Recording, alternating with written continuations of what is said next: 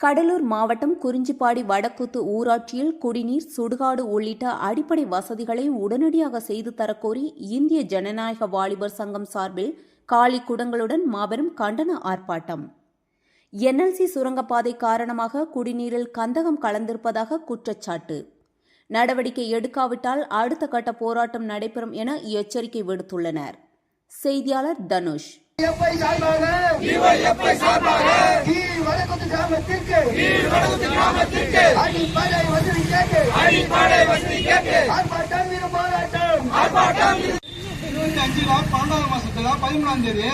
ஒரு பெரியவங்க ஒருத்தங்க இறந்துட்டாங்க.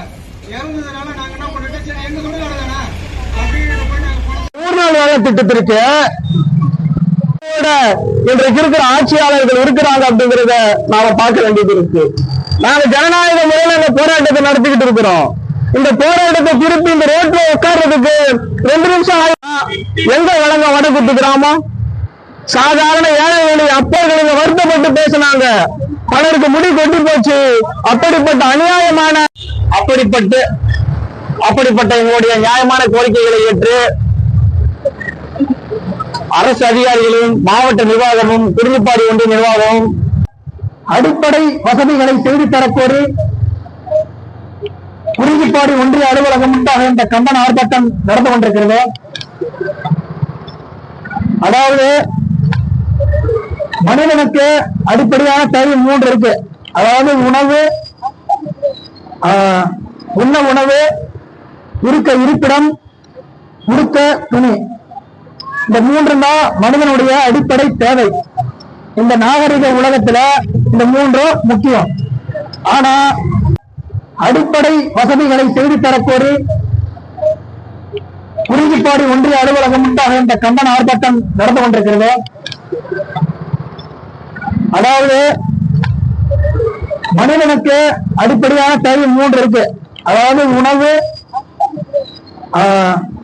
தெருவில் நின்று போராட வேண்டிய ஒரு அவலமான நிலை தமிழ்நாட்டுல வடக்குத்து கிராமத்துல இங்க நடக்குது அப்படின்னா, தமிழ்நாட்டினுடைய அரசாங்கம், இந்த மாவட்டத்தோட நிர்வாகம், ஊராட்சி, இந்த கிராமத்தில் இருக்கிற பெரியவர்கள், இளைஞர்கள் ஒண்ணு சேர்ந்து தமிழ்நாட்டு அரசாங்கமோ, இங்க இருக்கிற MLAவோ, MP-யோ, இந்த மாவட்ட கலெக்டரோ ஆளுக்கு 15 லட்சம் கொடுங்கன்னு நாங்க கேட்கல. எல்லாருக்கும் வீட்டு மனை போட்டு நல்ல வீடு கட்டி கொடுங்கன்னு நாங்க இப்ப கேட்கல. இப்ப கேட்கறது என்ன தெரியுங்களா? வடக்குத்து கிராமத்துல குடிக்க தண்ணி இல்ல. குடிக்க தண்ணி கொடுக்க ஏற்பாடு செய்யப்பட்ட அந்த உயர் கிணறு டேங்க் பழுதடைந்து மிகப்பெரிய சிதிலமடைந்து இருக்கிற இந்த சூழல்ல குடிப்பதற்கு நல்ல குடிநீர் இல்ல. தமிழ்நாட்டோட அரசாங்கமே, கடலூர் மாவட்ட நிர்வாகமே, குறிஞ்சிப்பாடியினுடைய ஊராட்சி ஒன்றிய நிர்வாகமே குடிக்க குடிநீர் கொடுங்கன்னு இன்னைக்கு நேரத்தில் கிட்டத்தட்ட 6-7 மாதம் காலம். செய்திகளை உடனுக்குடன் தெரிந்து கொள்ள நம்ம வேதா நியூஸ் டைம்ஸ் சேனலை லைக் பண்ணுங்க, ஷேர் பண்ணுங்க, கமெண்ட் பண்ணுங்க, மறக்காம சப்ஸ்கிரைப் பண்ணுங்க. பக்கத்துல இருக்க பெல் ஐகானையும் கிளிக் பண்ணுங்க. அப்பதான் நாங்க போடுற வீடியோஸ் உங்களுக்கு நோட்டிபிகேஷன்ல வரும்.